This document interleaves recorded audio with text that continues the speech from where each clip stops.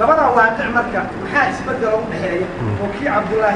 يكن شريف دحيريا على لبدا فضل وكرم بيسي انت وسؤال مثلا كجواب اوكي horta su'aal ku weydiinay su'aasha ku weydiinay Abdullah Yusuf iyo dawladiisu waa gaalam yaani saasani waxa tiri waa gaal waa la jeedaya waxa tiri ma u kaadi waa la dagaalami karaa miyaan idhi mise waxaan idhi waa gaalo waxa tiri waa riddo xageen ku idhi wala kaale bismillaahir rahmaanir rahiim horta sheekha waxaan ka sugayaa intaanan tagin wal hayaa buu yiri intaanan tagin dhowr bari baan la joogaa inuu keeno meesha aan ku idhi dawladdaasi waa dawlatu ridda taa markaasaan ka jawaabaya waana sugayaa dhowrka bariyeen joogo walow maalinta ugu dambaysan baxayana ha noqoto markaasaan jawaabteeda bixinay ikaadi هذا آخر وكادت خير الله كسيه تاوا كاسوغيا طلبات فتوضا بحني اني علمنا كانوا بحني waxay ahay Etoobiyaanka iyo inta la socota waa la dagaalami karaa taas waa la dagaalami karaa iyo way gaaloobeen farqi baa u dhaxeeya fiqiga iyo ninkii diinta garanaya tawa qodob wixii ku saabsan maxaad u tiri waa la dagaalami karaa garteeda iyo daliilkeedaan hayaa wayna kala duwan tahay labadaas waxa ii soo haray shariif markuu yimid maxaad uga badasheen waxaan uga badalay shariif xilligu imaanayo raggii shalay sii wada jeeday axmaarada ku sii wada jeeday la dagaalamayay yaa dhexdoodii qaybsamay oo dagaal inay isu qaataan diyaar u noqday xaalada iyada ah baa waxaan marka qaadanay hadalka walaalku inuu qalloociyana waa khalad culimadii xamar isugu tagtay i'tisaam ma ahayn culimadii xamar isugu tagtay culimada Soomaaliyeed ku xaraka ah mid aan xaraka ahayn mid i'tisaam ah mid qoliyahan Soomaalidu jadiidada u taqaana mid islaax ah midaan inta midna ahayn culimadii Soomaaliyeed iyo axyaanteedii oo meel kasta ka timid ba isugu timid i'tisaam marka ma ahayn tawaaqado culimadu markay qadiyada miisaantay waxa u soo baxday hadii la yiraahdo shariif dawladiisii oo xagga lagu soo dhisay oo timid halala dagaalamaya maxaakimtii qaar baa isaga la socota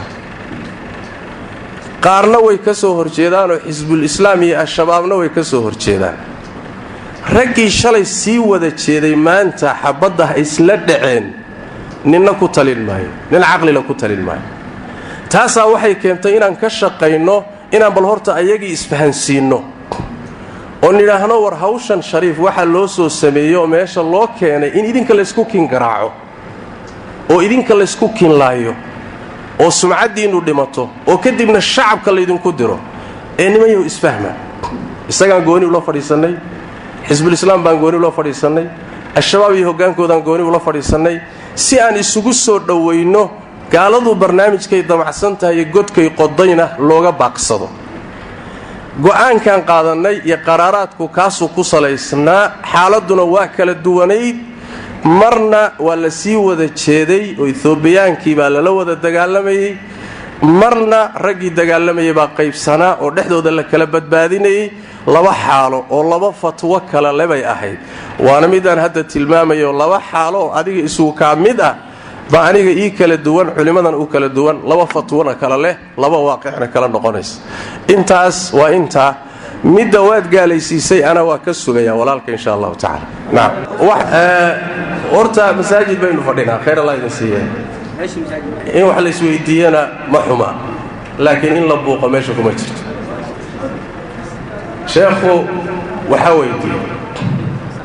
inkastoo nidaamkii walaaluhu ay barnaamijka u wadeen ay khilaafsan tahay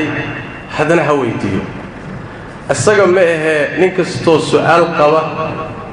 bay u furan tahay laabtayda waana idin sheegay waxaan doonayno waa xaq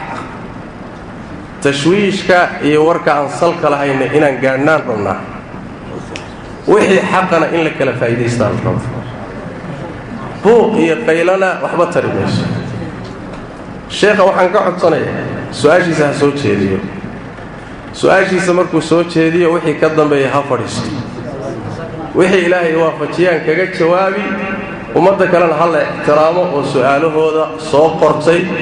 iyo inaan buuqina aan tartiib u kala faa'iidaysan intaa ma ku heshiinaa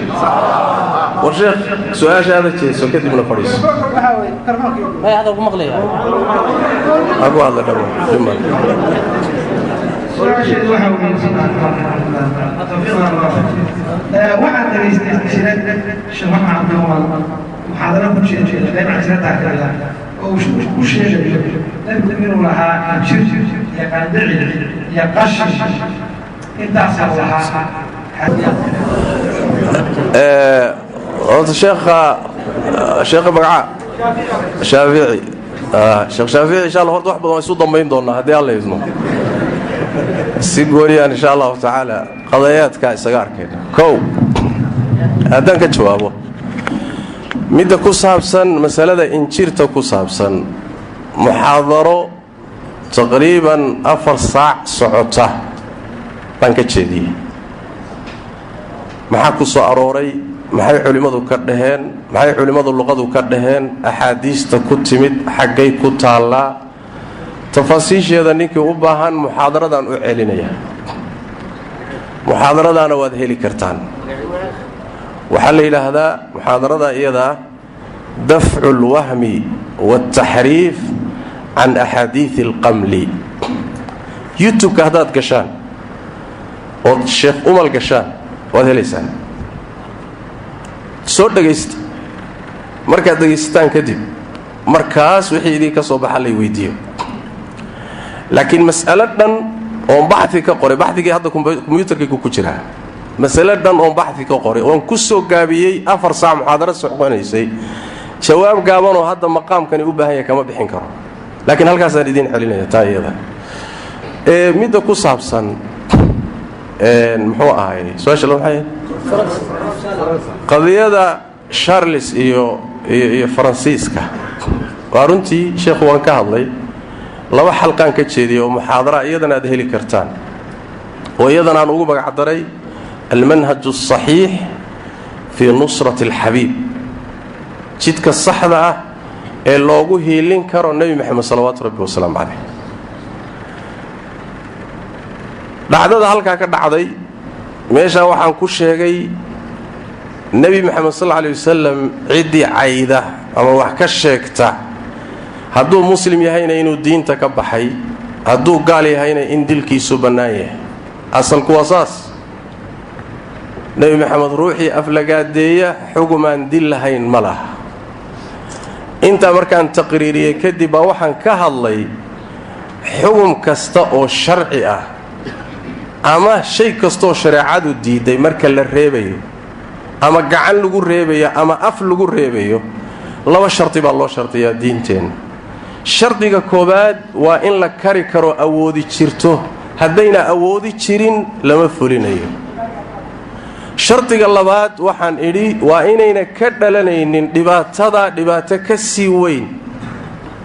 hadday dhibaato ka sii weyn ka dhalanaysana tilaabo in la qaado waa xaaraan shareecadeenna leanna diinteennu waxay ku salaysan tahay masaalixda in la kordhiyo mafaasidana la yareeyo waxaana daliilu ah aayadda qur-aankaee alla yidhi walaa tasubbu aladiina yadcuuna min duuni illaah fayasubbu allaha cadwan bikayri cilmin gaalada sanamyaalkoodii ilaahyadooda inaad wax ka sheegto waa waajib laakiin hadday ka dhalanayso inay ilaahay caayayaan sanamyadooda waxaa ka sheegay maxaa yeele sanamkii wax ka sheegiddiisii waxaa ka dhalanaya alla caydiisaa ka weyn jooji marka sanamkooda inaad wax ka sheegto shareecadeennu waa shareeco masaalix iyo mafaasid ku dhisan halkaasaa waxaan idhi markaan miisaanno dhacdada meesha ka dhacday waa dhacdo xanuun leh muslim kastana ka xanuunsanayo laakiin tillaabada wiilashu qaadeen markaan miisaanka shareecada saarno iyagu ilaahay xaggiisa maxay kala kulmi doonaan ka jawaabi mayno ilahay bay la jirtaa laakiin miisaanka markaan saarno waxaa soo baxaysa dhibaatada ka dhalatay inay ka badan tahay faa'iidada ay keentay maxay tahay dhibaatada ka dhalatay? dhibaatada ka dhalatay waxa weeye nebiga caydiisaa la reebahayay, laakiin